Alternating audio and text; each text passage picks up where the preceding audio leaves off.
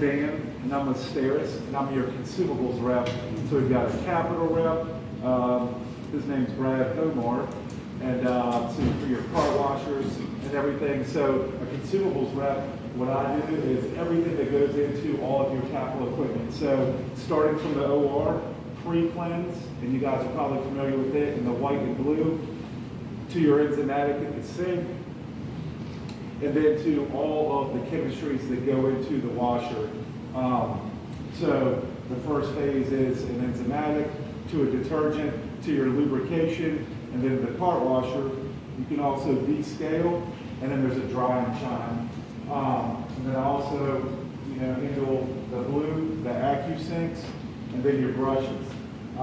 So really what I'm going to do is kind of go start to finish on those. But if anybody has any specific questions, I was just going to give you all, so like for example, these Verify All Clean, your washer indicators, these are stainless steel holders.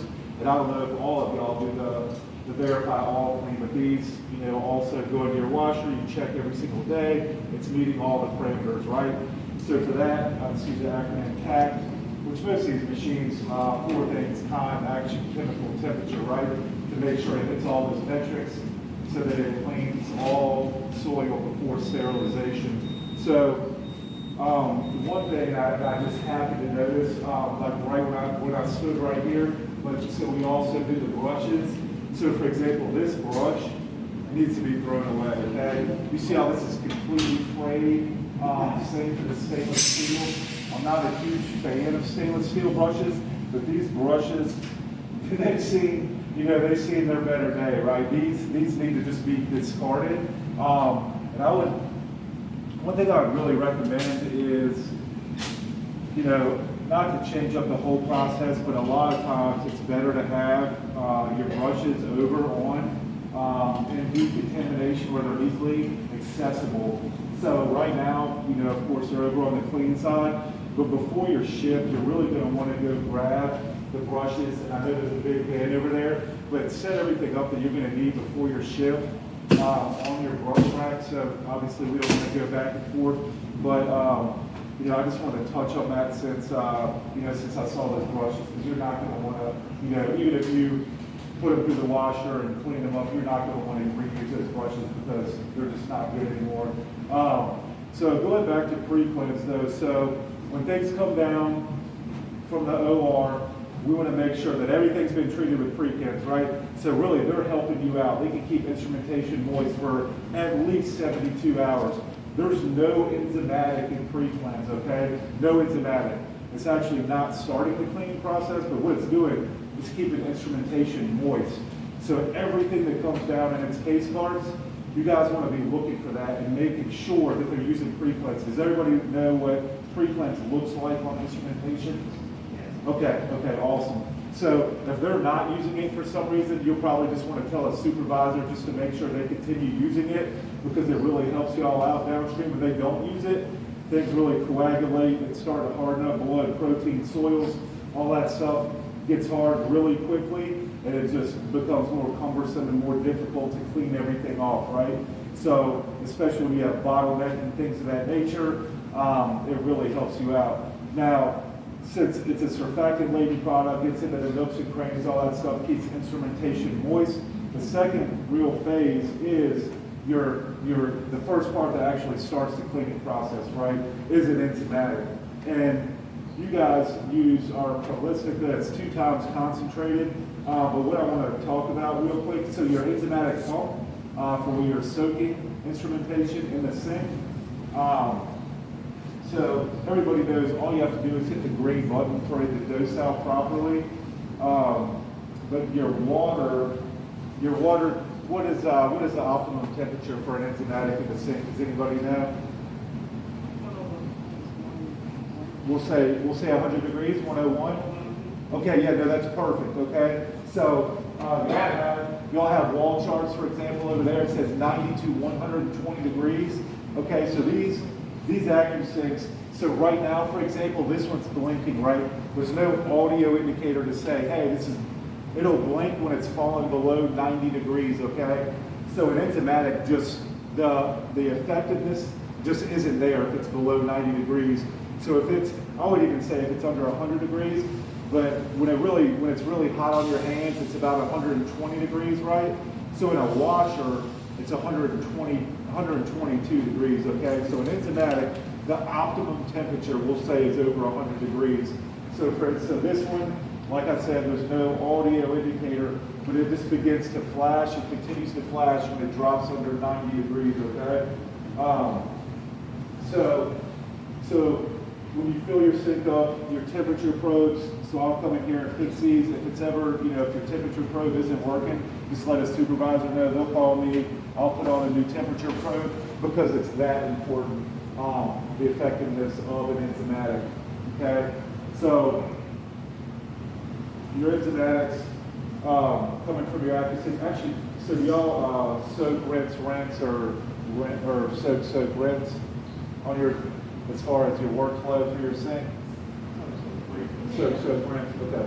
All right, so, you'll have, your first two sinks will need to be, over the 90 degrees, but the rinsability is also, just one of the other benefits of the enzymatic. So,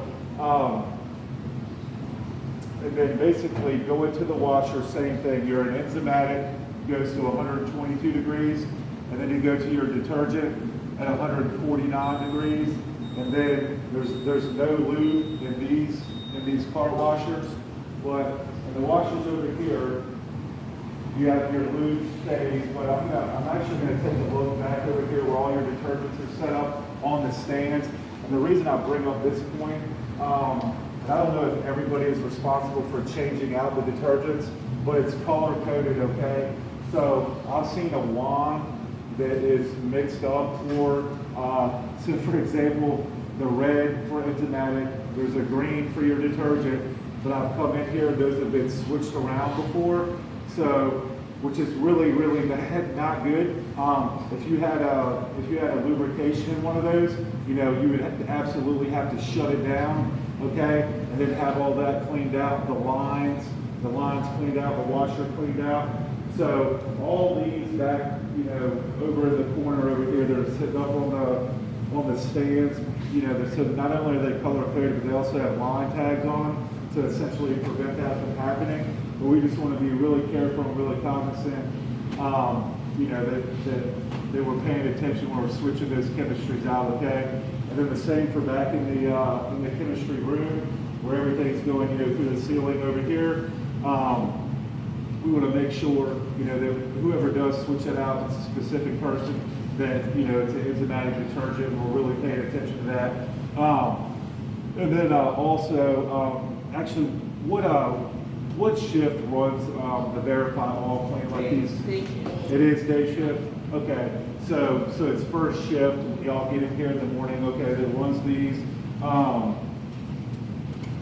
So is everybody familiar with the Verify All Clean, the test holders? Okay. All right, so these, the good thing about these, basically, it's really four sides on Verify All Clean. So vertically, horizontally, so 1, 2, 3, 4.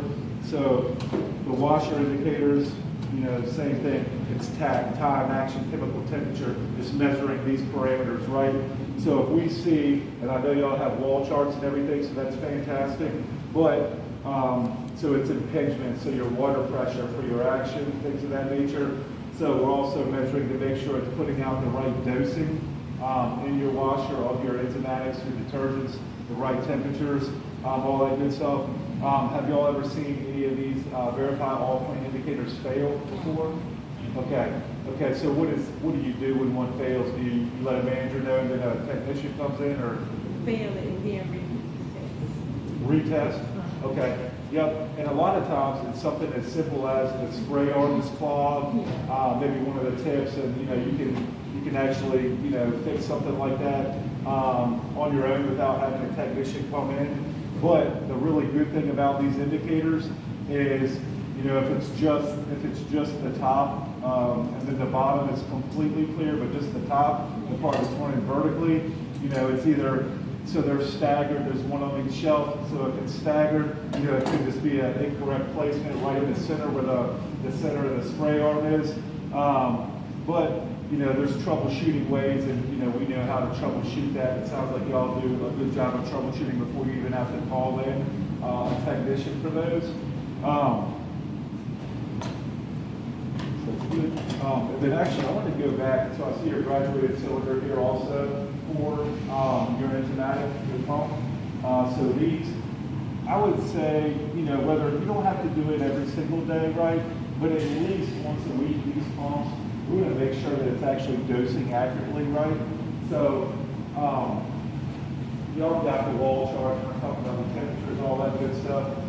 For these, though, you're at 147 on a 10-gallon sink, where all your trays fit, you know, submerged with water. So I'll just, you know, randomly just check one of these. Go ahead and press the button, but we want to make sure that it's dosing accurately, right? Because if you don't have enough enzymatic, obviously it's, you know, not removing protein, soils, everything accurately. So your graduated cylinder, it's a 250 ml graduated cylinder. So we're looking for 150 basically mLs here. It says 147.8, but we're basically looking for 150 mLs. And you guys are just going to want to check these probably, you know, in the beginning of your shift, sort of like the brushes, and make sure you have everything you need. All right, so this one, okay, so yeah, actually this one hit a little bit low. So I'm glad we did check this one. This one's at about at 130, okay? Yeah, so I'll go and something like that, similar to if your temp probe isn't working, you know, someone in management can just call me, I'll recalibrate that for you and make sure that it's working properly. So that's why we have a graduated cylinder. So joint commission, anybody comes in, you might say, hey, you know, we've got this great pump, and we know it's a 10-gallon sink, we would dispense this amount, but you know, how do you actually do it? So I'll go a lot of places, and they actually don't even have a graduated cylinder to actually check the accuracy of dosing, right? So it's good that y'all have a graduated cylinder to be able to check the accuracy of your dosing. All right, so at this point, I just want to see if anybody actually has any questions about pre-cleanse in general. So everybody's good. We know that's not actually cleaning. It's just keeping instrumentation moist. Okay, your enzymatic, your pump, to what the enzymatic does. Okay, detergents, lube. Okay, and then you know, your AccuSync, how that works. And then also, you know, verify all clean and how that, you know, plays its part in the actual washers. No questions? Yeah, back to when you say calibration. Yep. How do we do that? You do it, or Yeah, so it's not reaching the mark for the 150? yeah, so it's something. So when you dose it out, and it is a great chart over here. So it'll say 147.8 milliliters. So when you press it, you see that it's not dispensing accurately. You can just, you know, whether it's Brandon or James, have one of those guys call me. Yeah, so the same as a temp probe. You know, we talk about how important the temp probe. So if it's ever off, they'll give me a call. Then it's kind of off.